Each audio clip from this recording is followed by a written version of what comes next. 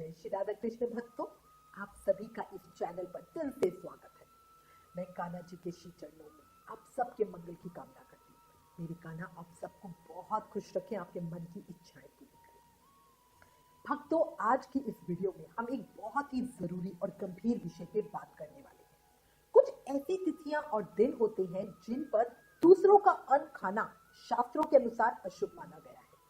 कहा जाता है कि इससे महीनों का पुण्य नष्ट हो जाता है और अगले जन्म में हमें पशु योनि तक भोगनी पड़ सकती है। इस वीडियो में हम जानेंगे कौन कौन सी तिथियों पर पराया अन्न मतलब दूसरों का खाना नहीं खाना चाहिए, कितना पुण्य नष्ट होता है अगर हम गलती से खा लेते हैं, और अगर हमने कभी गलती से खा लिया तो क्या उसका प्रायश्चित किया जा सकता है, और किसका अन्न खाना शास्त्रों में निषेध नहीं बताया गया। इन सभी विषयों पे आपको बहुत सारी जानकारी मिलेगी, इसलिए प्लीज वीडियो लास्ट तक जरूर देखिएगा। अगर अच्छा लगे तो इसे लाइक करें, शेयर करें और सब्सक्राइब करें हमारे चैनल को। देखो भक्तों, गरुड़ पुराण में बहुत स्पष्ट लिखा है कि दूसरे का अन्न, दूसरे का धन, दूसरे की शैया और दूसरे की स्त्री, ये सब व्यक्ति के पुण्य, लक्ष्मी और तेज को नष्ट कर देते हैं। या न बिना अधिकार के किसी और की चीज का उपयोग धीरे धीरे हमारे जीवन से बरकत को खत्म कर देता है। अब शास्त्रों में कुछ मुख्य तिथियां बताई गई हैं। कौन सी? अमावस्या, पूर्णिमा, एकादशी, द्वादशी, संक्रांति और ग्रहण काल। इन दिनों में विशेष सावधानी रखने को हमें कहा गया है। सबसे पहले बात करते हैं अमावस्या तिथि की। धर्म सिंधु और स्कंद पुराण में लिखा है कि अगर अमावस्या के दिन कोई व्यक्ति दूसरे का अन्न खाता है तो उसके 1 महीने का पुण्य नष्ट हो जाता है या अन्नदाता को मिल जाता है, यानी पूरे महीने की कमाई एक दिन में ही खत्म। अब पूर्णिमा की बात करें, अगर कोई मोहवश पूर्णिमा के दिन पराया अन्न खा ले तो उसके 15 दिन का पुण्य नष्ट हो जाता है। अब आती है एकादशी और द्वादशी की बात। देखो भक्तों, एकादशी का व्रत तो बहुत ही अधिक पवित्र माना गया है। इस दिन तो उपवास ही उत्तम होता है। इस दिन बिल्कुल अन्न नहीं खाना चाहिए, न अपना न औरों का। और द्वादशी, अगर आपने एकादशी का व्रत किया है तो द्वादशी के दिन पारण बहुत नियम से करना चाहिए, वरना एकादशी व्रत का पुण्य शून्य हो जाता है। साथ ही शास्त्रों में लिखा है कि द्वादशी के दिन दूसरे का अन्न खाना कुत्ते के मांस के समान माना गया है और इससे एकादशी का पूरा पुण्य भी नष्ट हो जाता है। यानी इतनी मेहनत से किया गया व्रत यूं ही बेकार चला जाता है। अब ग्रहण की बात करते हैं। स्कंद पुराण में लिखा है कि ग्रहण के दिन किसी के घर जाकर भोजन नहीं करना चाहिए। अगर इस दिन पराया अन्न खा लिया तो 12 साल का पुण्य नष्ट हो जाता है। सोचिए भक्तों, 12 साल की कमाई एक गलती में खत्म। मनुस्मृति में भी कहा गया है कि जो व्यक्ति सिर्फ स्वाद और सत्कार के लालच में दूसरे के घर जाकर खाता है वो अगले जन्म में उसी के घर पशु बनकर जन्म लेता है। अब आती है संक्रांति की बात। संक्रांति को शास्त्रों में बहुत शक्तिशाली तिथि माना गया है। संक्रांति यानी हर महीने की 14 या 15 तारीख जब भी सूर्य राशि परिवर्तन करते हैं। धर्म सिंधु में लिखा है कि संक्रांति पर पराया अन्न खाने से 1000 गुना पुण्य नष्ट होता है। संक्रांति भी बहुत तरीके की होती है, 4 मुख्य तरीके की। इसमें विष्णुपदी संक्रांति में 1 लाख गुना पुण्य नष्ट होता है, विषु संक्रांति में करोड़ गुना पुण्य नष्ट होता है, और मकर संक्रांति यानी उत्तरायण जब हमारा आयन बदलता है, उत्तरायण में 10 करोड़ गुना पुण्य नष्ट होता है।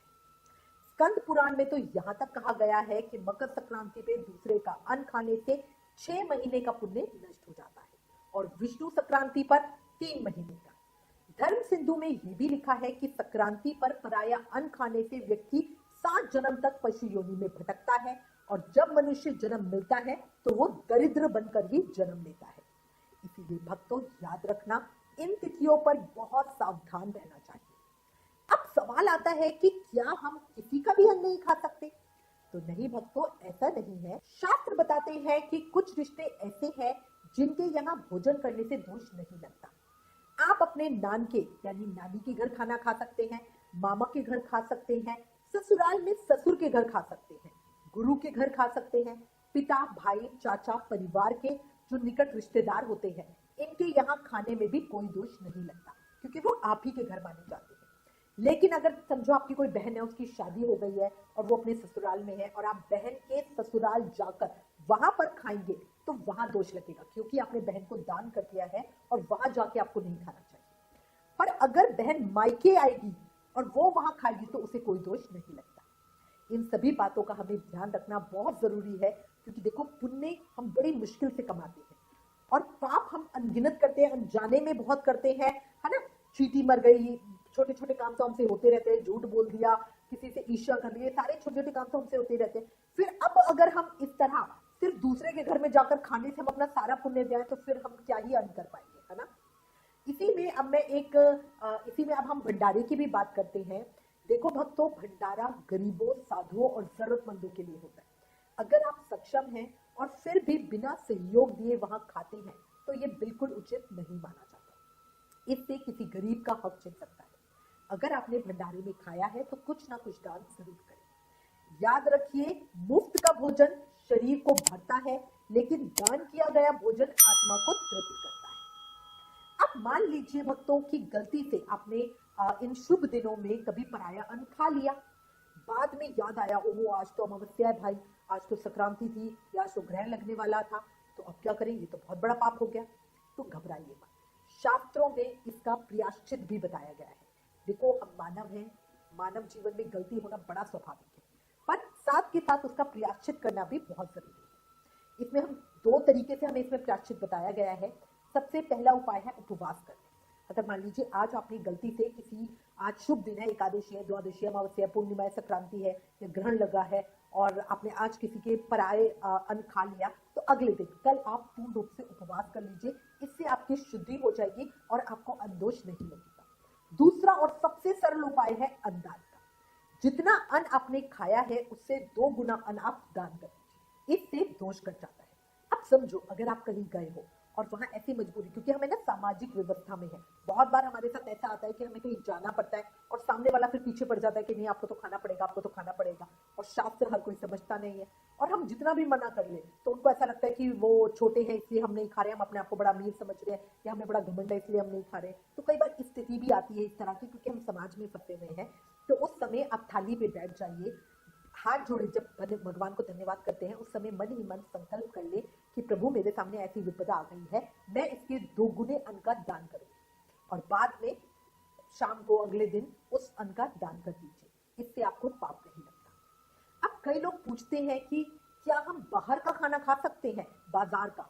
तो हाँ भक्तों, अगर आपने पैसे देकर खाना खरीदा है तो वो पराया अन्न नहीं माना जाता, वो तो आपका ही हो गया। आप गेहूं बाजार से लेकर आते हो तभी तो उसके आटा पिसवाते हो, रोटी बनाते हो तभी तो वो होती है। वो आटा आपके घर में कहाँ से आया? आप खरीद कर ही तो लाए हो।